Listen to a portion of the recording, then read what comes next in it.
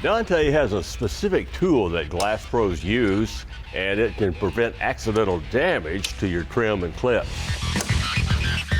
It is actually a trim removal tool that releases the clip, which allows you to pull the trim off the car.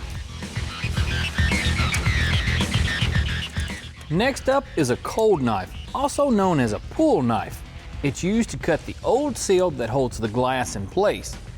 What I'm going to start with is this shorter blade, which is a starter blade, where you don't have to pull so hard. Makes it easier to save the glass and not strain yourself in the process. I'll be moving up to a bigger blade to cut some more of this seal. And this might get it all, but this is on butyl tape.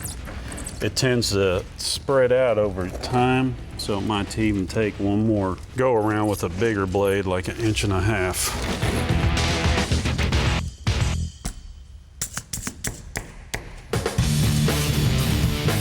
With the seal cut, the glass can be removed from the car.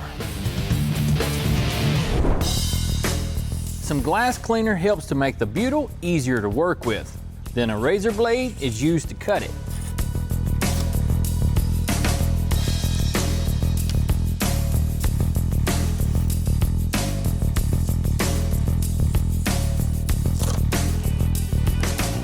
By the time muscle cars came out, cars had curved glass front and rear. We got our rear window from year one. It's tempered, tinted, and thanks to Dante, about to be installed. First, Dante does his dance, covering the glass's perimeter with black primer.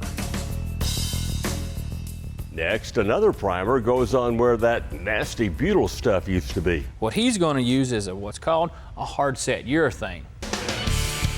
And with a steady hand, he lays down a continuous bead of that urethane.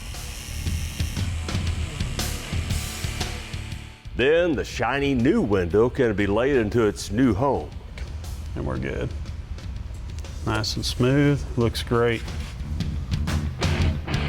Dante will use some foam blocks to help position the glass while the urethane cures.